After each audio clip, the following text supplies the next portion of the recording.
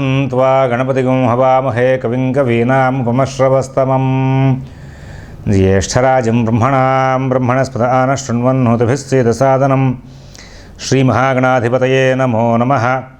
प्रणो देवी सरस्वती वाजेभिर्वाजिनीवती धीनामभित्रियवतु श्रीमहासरस्वत्यै नमो नमः। आदित्याय च सोमाय मंगलाय बुधाय च गुरुशुक्रशनिभ्यश्च राहवे केतवे नमः। ప్రేక్షకులకు శుభోదయం। ఈరోజు ఏప్రిల్ 3వ తేదీ సోమవారం। ఈరోజు పంచాంగ వివరాలు చూద్దాం।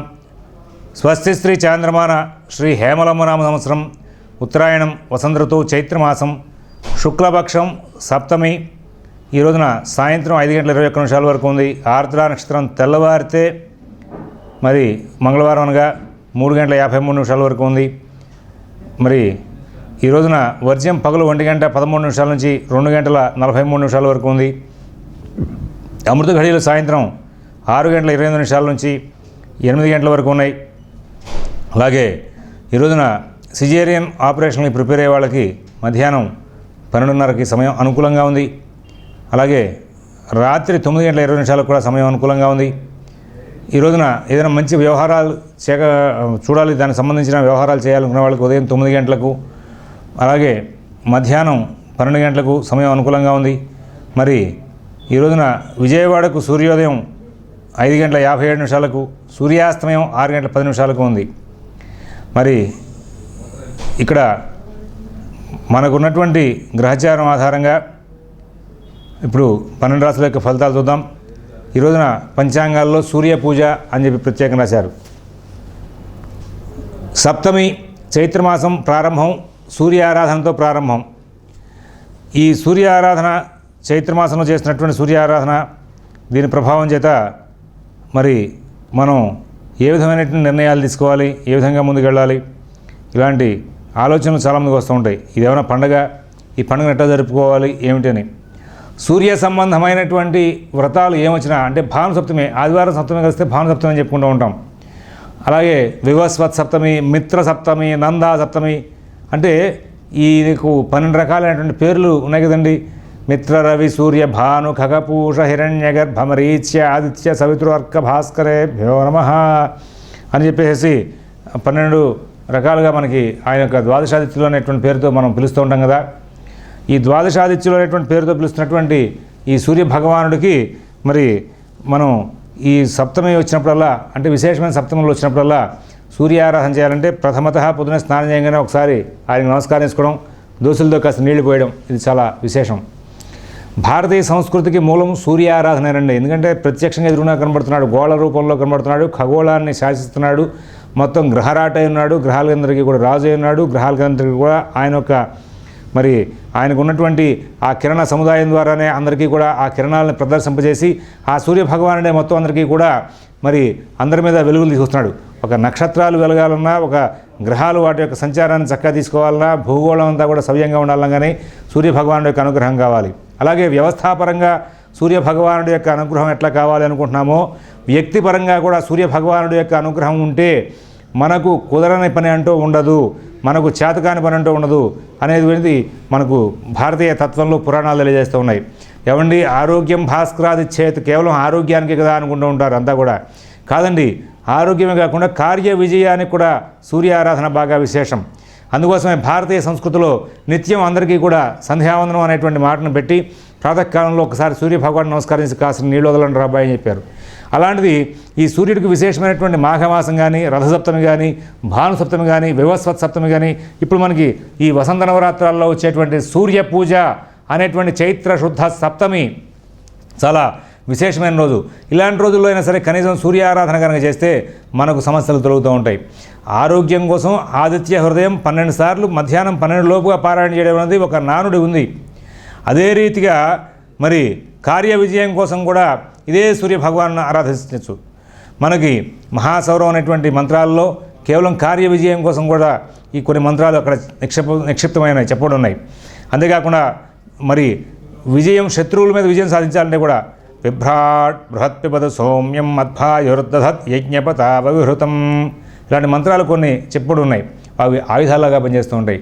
మీరు గమనించారో లేదో, రామాయణంలో అగస్త్య మహర్షి వచ్చి ఆయన మరి ఈ రామరావణ యుద్ధం మధ్యలో రాముల వారికి ఈ యొక్క ఆదిత్య హృదయాన్ని బోధించిన తర్వాతే, ఉపదేశం చేసిన తర్వాతే, అది పారాయణ చేసిన తర్వాత రాముల వారు రావణుని సంహరించారని చెప్తూ ఉంటారు.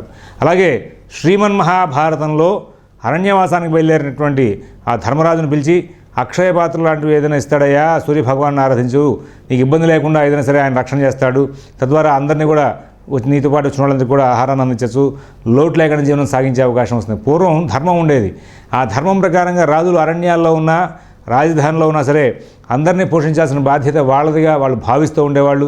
తద్వారా మరి అందరికీ కూడా రక్షణ ఏర్పాటు చేస్తుండేవాళ్ళు. వాళ్ళు కేవలం నేను సింహాసనంలో కూర్చున్నానా, పదవిలో ఉన్నానా, నేను పదవిలో లేనా, ఈ మాటలు ఉండేవి కదండి.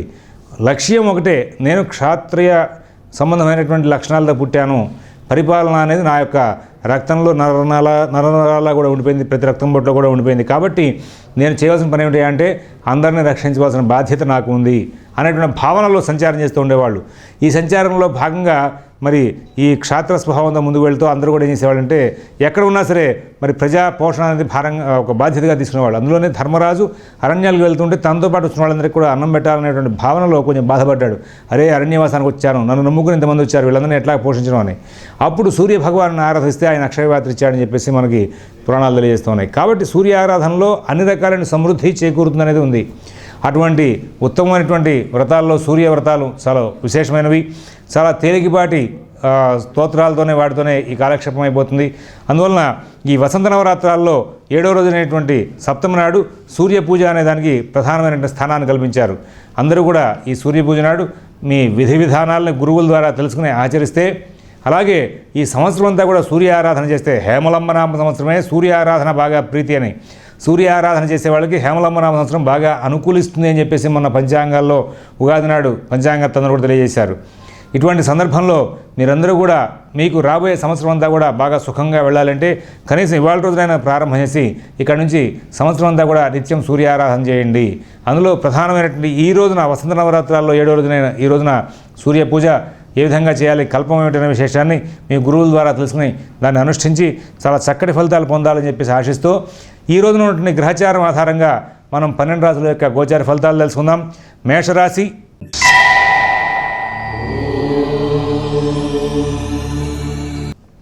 మేషరాశి వాళ్ళకి ఇక్కడ రవి శుక్రుడు వ్యయంలో ఉండడం, అలాగే కుజుడు యొక్క సంచారం అనుకూలంగా లేకపోవడం మూలంగా ఈ రోజునంతా కూడా ప్రతి పని అపసవ్యంగా నడుస్తూ ఉంటుంది.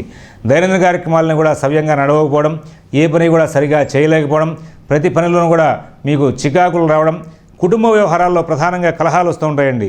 మీరు ఎవరికైనా ఎటువంటి సలహాలు ఇచ్చినా ఆ సలహాలు కుటుంబ సభ్యులు పాటించకపోగా వ్యతిరేకించడం అనేది జరుగుతూ ఉంటుంది. తద్వారా కుటుంబ కలహాలు ఈ రోజున మీ ప్రతిభని కూడా మానసికంగాను అలాగే కార్యోన్ముఖులను చేయకుండా మిమ్మల్ని ఇబ్బంది పెట్టడంతోనూ అలాగే ప్రతిభని కూడా మీకు డ్యామేజ్ చేసే అవకాశం వస్తూ ఉంటుంది.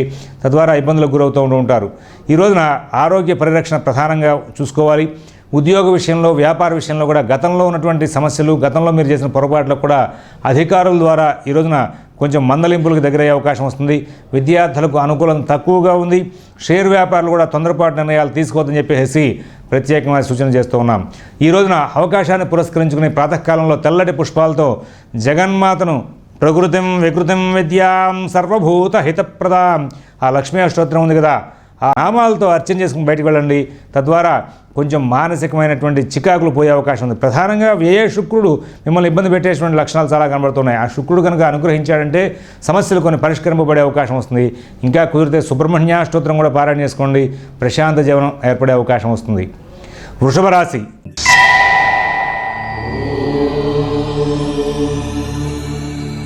ఈ వృషభ రాశి వాళ్ళకి అనుకూలించే గ్రహాలు ఎన్ని ఉన్నాయో అలాగే ప్రతికూలిస్తూ మీ పనులు వెనక్కి లాగేసేటువంటి గ్రహాలు కూడా అదే రీతిగా ఉన్నాయండి. ఈ రోజున ఈ వృషభ రాశి వాళ్ళకి మీ కార్యక్రమాలన్నీ కూడా చాలా తెలివిగా ప్రణాళికలు చేస్తూ ఉంటారు. ఈ ఉద్యోగ విషయమైనా, కుటుంబ విషయమైనా, వ్యాపార విషయమైనా సరే మనం ఈ రోజున ఇట్లా ఉందాం, ఇలా చేద్దాం, ఈ పని ఇలా చేస్తే బాగుంటుంది, ఇలా చేస్తే లాభిస్తుంది, ఇట్లా చాలా ప్రణాళికలు చేస్తారు. చేసినప్పటికీ కూడా మరి మీ మనఃప్రవృత్తికి భయము అలాగే కార్య ఆలస్యము అలాగే ఏ పని చేస్తే ఎటువంటి సమస్య వస్తుందో అనేటువంటి ఒక విధమైనటువంటి భయాందోళనతో కూడుకున్న మనస్సు మీ మీద బాగా ప్రయోగింపబడి ఈ రోజున ప్రతి పనికి కూడా ఆలస్యం అనేది చేస్తూ ఉంటారు. తద్వారా కలహప్రదమైన వాతావరణం కూడా వస్తుంటుంది. యాక్చువల్గా చెప్పాలంటే వాళ్ళ మీకు శుక్ర సంచారం బాగుంది, అలాగే రవి సంచారం బాగుంది, అలాగే గురు సంచారం బాగుంది. కానీ ఈ శని కుజుల మూలంగానే ఇబ్బందికరమైన వాతావరణం వచ్చే అవకాశం ఉంది. ముఖ్యంగా విద్యార్థులు, రుణ సంబంధమైన వ్యవహారాల్లో ఉన్నవాళ్ళు, షేర్ వ్యాపారులు వీళ్ళందరూ కూడా ప్రత్యేకమైన శ్రద్ధ జాగ్రత్త కనబరుస్తూ ముందుకు వెళ్ళాలి. అలా లేని ఎడల కొంచెం విచిత్రమైనటువంటి సమస్యలు, విచిత్రమైనటువంటి ప్రమాదాలు దగ్గరయ్యే అవకాశం వస్తుంది. అందువల్ల మీ అందరికీ ప్రత్యేకంగా చేసే సూచన ఏమిటంటే ఇవాళ కొంచెం దూకుడుతనాన్ని తగ్గించండి, ప్రశాంతంగా సంచరించడానికి ప్రయత్నం చేయండి, ఎవరి వ్యవహారాలను కలగజేసుకోవద్దు, మీ పనులు మీరు స్వయంగా చూసుకోండి. తద్వారా చాలా మటుకు మంచి ఫలితాలు వచ్చే అవకాశం ఉంది. అలాగే ఆర్థిక ఆరోగ్య విషయాల్లో కూడా ప్రత్యేకమైన శ్రద్ధ జాగ్రత్త కనబరచాలి. సుబ్రహ్మణ్యాష్టకం పారాయణ చేసుకోవడం, అలాగే కుదిరితే కనుక శివాలయంలో 11 ప్రదక్షిణాలు చేస్తే కనుక ఈ రోజున మీకు చాలా మటుకు మంచి ఫలితాలు వచ్చే అవకాశం వస్తుంది. మిథున రాశి.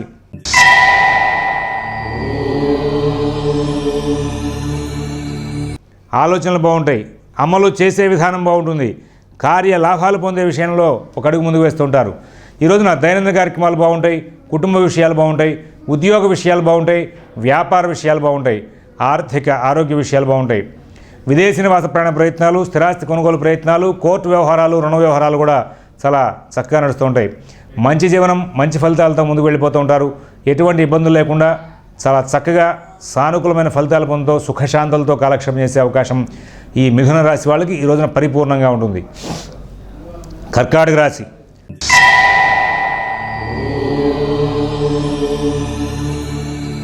వీళ్ళకు కూడా అంతేనండి. మిథున రాశి వాళ్ళ మాదిరిగానే ఈ రోజున షేర్ వ్యాపారాలు బాగుంటాయి, విద్యార్థులకు మంచి ఫలితాలు వస్తాయి, దైనందిన కార్యక్రమాలు బాగుంటాయి, కుటుంబ విషయాలు బాగుంటాయి, ఉద్యోగ విషయాలు బాగుంటాయి, వ్యాపార విషయాలు బాగుంటాయి, ఆర్థిక ఆరోగ్య విషయాలు బాగుంటాయి. విదేశీ నివాస ప్రయాణ ప్రయత్నాలు, స్థిరాస్తి కొనుగోలు ప్రయత్నాలు, కోర్టు వ్యవహారాలు, రుణ వ్యవహారాలు కూడా మంచి ఫలితాలు వచ్చే అవకాశం ఉంది. అభివృద్ధి పదంలో ముందుకు వెళ్తూ ఉంటారు, ఎక్కడా ఇబ్బందులు లేకుండా సాగిపోయే అవకాశం వస్తుంది. మితభాషణ, ఓర్పు, నేర్పు ప్రదర్శిస్తూ ఉంటారు, అన్ని విధాల లాభదాయకమైన ఫలితాలు తీసుకుంటారు, సుఖశాంతులతో కాలక్షేపం చేసే అవకాశం వస్తుంది. అందరూ కూడా సహకరిస్తూ ఉంటారు. ఇవాళ ప్రధానమైనటువంటి గొప్ప అనుభూతి మీకు అందరి ద్వారా కూడా చాలా చక్కటి ఫలితాలు, లాభదాయకమైన ఫలితాలు అందరి దగ్గర నుంచి సహకారం అందడమే.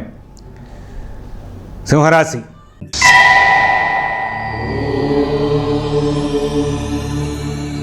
కొంచెం జాగ్రత్తగా ఉండాలండి. సింహరాశి వాళ్ళకి ఈ రోజున మరి ప్రతి అంశంలోనూ కూడా తెలియకుండానే కొంచెం ఒత్తిడి ఎక్కువ అవుతూ ఉంటుంది.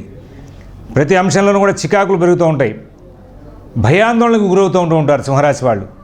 రాహువు జన్మంలో ఉండడమే కాకుండా శుక్ర సంచారం సరిగా లేకపోవడం, రవి సంచారం సరిగా లేకపోవడం దీనికి ప్రధాన అంశం.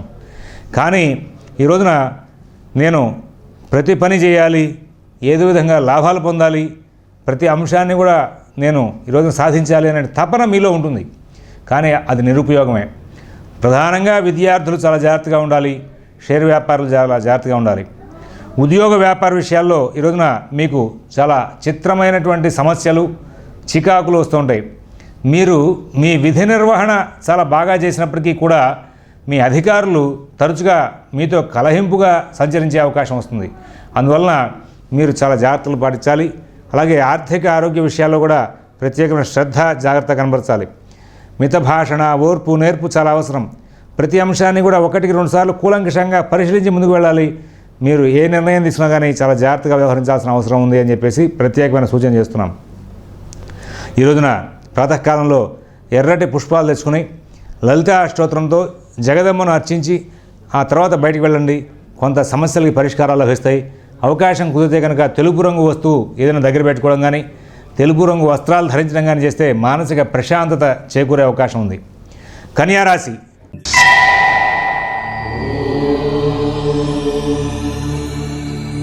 ఈ కన్యా రాశి వాళ్ళకి ఈ రోజున ప్రతి పనిలోనూ కూడా చికాకులు బాగా వెంబడిస్తాయండి. దైనందిన కార్యక్రమాలు, కుటుంబ విషయాలు, ఉద్యోగ వ్యాపార ఆర్థిక ఆరోగ్య విషయాలు అన్నీ సమస్యాత్మకంగా నడుస్తాయి. కారణం ఏంటంటే గ్రహాలన్నీ కూడా సప్తమంలో, అష్టమంలో సంచారం చేస్తున్నాయి. వ్యయంలో రాహువు, అలాగే అర్ధాష్టమ శని. ఈ రోజున మీ పనులు మీరు స్వయంగా చేసుకుంటూ ముందుకు వెళ్తే కొంత సమస్యలకి పరిష్కారం లభిస్తుంది. ఎవరి వ్యవహారంలోనూ కలగజేసుకోకుండా ఉంటే ఉత్తమమైన ఫలితాలు వస్తాయి. మిత భాషణ చాలా అవసరం, ఓర్పు చాలా అవసరం. అలాగే దూకుడుతనం తగ్గించుకోవాలి. షేర్ వ్యాపారులు ఎటువంటి కొత్త ప్రయోగాలు చేయకూడదు. విద్యార్థులు కూడా చాలా జాగ్రత్తగా ఉండాలి.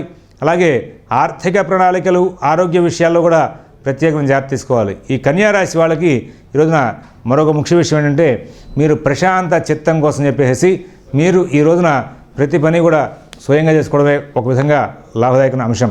అలాగే అవకాశాన్ని పురస్కరించుకుని దక్షిణామూర్తి స్తోత్రం పారాయణ చేసుకోండి, సుబ్రహ్మణ్య అష్టకం పారాయణ చేసుకోండి. తద్వారా మంచి ఫలితాలు వచ్చే అవకాశం వస్తుంది. ఇంకా ఈ రోజున కనుక ఏదైనా తరచుగా ఒత్తిడి అనిపిస్తోంది మానసికంగా అంటే కనుక శ్రీమాత్రే నమః అనేటువంటి నామాన్ని ఉచ్చరిస్తూ ఉంటే కనుక కొంచెం ప్రశాంతత ఏర్పడుతుంది. రాబోయే కొద్ది కాలం పాటు ఈ శ్రీమాత్రే నమః అనేటువంటి నామాన్ని తరచుగా రోజు పారాయణ చేసుకుంటూ ఉంటే మీకు కొంచెం ఉపశమనం లభించే అవకాశం ఉంది. తులారాశి.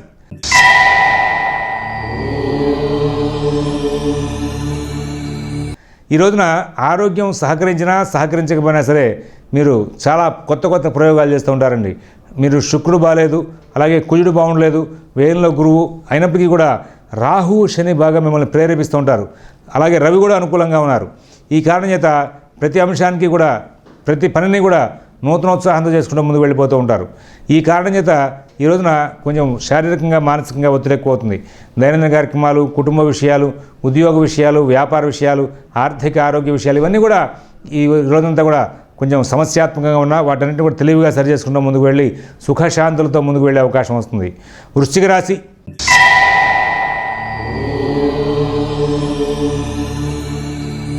ఈ వృశ్చిక రాశి వాళ్ళకి ఈ రోజున ప్రతి పనిలోనూ కూడా కొంచెం ధైర్యయుక్తమైన బుద్ధిని ప్రదర్శిస్తూ కార్య లాభాన్ని పొందాలనేటువంటి ధీమాతో ముందుకు వెళ్ళే అవకాశం వస్తుంది. గ్రహచారం అనుకూలంగా ఉంది. దైనందిన కార్యక్రమాలు బాగుంటాయి, కుటుంబ విషయాలు బాగుంటాయి, ఉద్యోగ వ్యాపార ఆర్థిక ఆరోగ్య విషయాలు కూడా చాలా బాగుంటాయి. విదేశీ నివాస ప్రాణ ప్రయత్నాలు, స్థిరాస్తి కొనుగోలు ప్రయత్నాలు, కోర్టు వ్యవహారాలు, రుణ వ్యవహారాల్లో కూడా మంచి ఫలితాలు పొందే అవకాశం ఉంది. ఆర్థిక ఆరోగ్య విషయాల్లో కూడా మంచి ఫలితాలు వచ్చే అవకాశం ఉంది. ధనురాశి.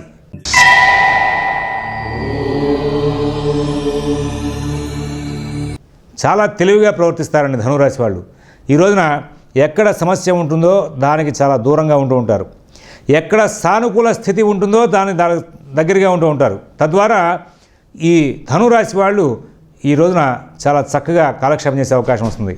వీళ్ళకి దైనందిన కార్యక్రమాలు చాలా బాగుంటాయి, కుటుంబ విషయాలు చాలా బాగుంటాయి, ఉద్యోగ విషయాలు చాలా బాగుంటాయి, వ్యాపార విషయాలు చాలా బాగుంటాయి.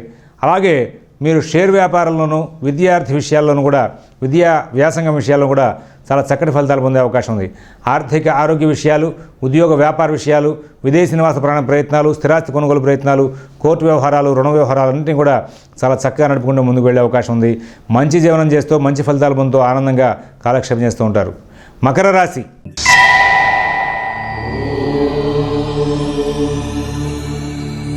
ఈ మకర రాశి వాళ్ళకి ఈ రోజున ప్రతి అంశంలోనూ కూడా అధైర్యం వెంబడిస్తుంది. కొత్త ప్రయోగాలు చేయవద్దని చెప్పి ప్రత్యేకంగా సూచిస్తున్నాం. మితభాషణ, ఓర్పు చాలా అవసరం. ఎవరి వ్యవహారాలను కలగజేసుకోవద్దు. అందరితోనూ స్నేహపూర్వకంగా ఉండడానికి ప్రయత్నం చేయండి. ఈ రోజున మీకు సంబంధించిన ప్రతి అంశాన్ని కూడా చాలా గోప్యంగా ఉంచుతూ ముందుకు వెళ్ళాలి. అంతేకాకుండా ఆర్థిక ఆరోగ్య విషయాల్లో కూడా ప్రత్యేకమైన శ్రద్ధ, జాగ్రత్త కనబరుస్తూ ముందుకు వెళ్ళాలి. ఈ రోజున అష్టమ రాహువు, అలాగే అర్ధాష్టమ కుజుడు, వ్యయ శని సంచారం దృష్ట్యా కొంచెం చికాకులు వచ్చినా మీరు జాగ్రత్తగా కనుక ఉంటే ఈ గురు సంచారం అనుకూలంగా ఉంది కాబట్టి సమస్యలను దాటుకుంటూ ముందుకు వెళ్ళే అవకాశం వస్తుంది. తద్వారా మంచి ఫలితాలు పొందే అవకాశం వస్తుంది. విదేశీ నివాస ప్రాణ ప్రయత్నాలు, స్థిరాస్తి కొనుగోలు ప్రయత్నాలు, కోర్టు వ్యవహారాల్లో ప్రత్యేకమైన జాగ్రత్తలు తీసుకోమని చెప్పేసి ఈ మకర రాశి వాళ్ళకి ప్రత్యేకమైన సూచన చేస్తూ ఉన్నాం. కుంభరాశి.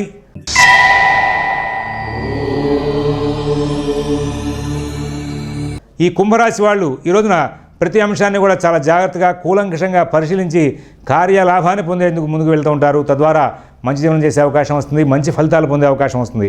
విదేశీ నివాస ప్రాణ ప్రయత్నాలు, స్థిరాస్తి కొనుగోలు ప్రయత్నాలు, కోర్టు వ్యవహారాలు, రుణ వ్యవహారాల్లో కూడా చాలా చక్కటి ఫలితాలు వచ్చే అవకాశం ఉంది. లబ్ధి చేకూర్చుకుని ముందుకు వెళ్తారు.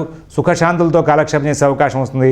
అయితే రాహుకేతుల మూలంగా కొంచెం భయాందోళనకి గురయ్యే అవకాశం వస్తుంది. అవకాశాన్ని పురస్కరించుకుని ప్రాతకాలంలో దుర్గా సప్తశతిలోకి చక్కగా పారాయణ చేసుకుని బయటకు వెళ్ళండి.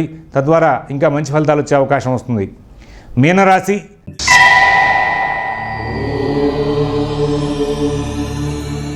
ఈ మీనరాశి వాళ్ళు ఈ రోజున ప్రతి పనిని కూడా చాలా చక్కగా పరిశీలించేటువంటి లక్షణాలు అలవరుచుకుంటారండి.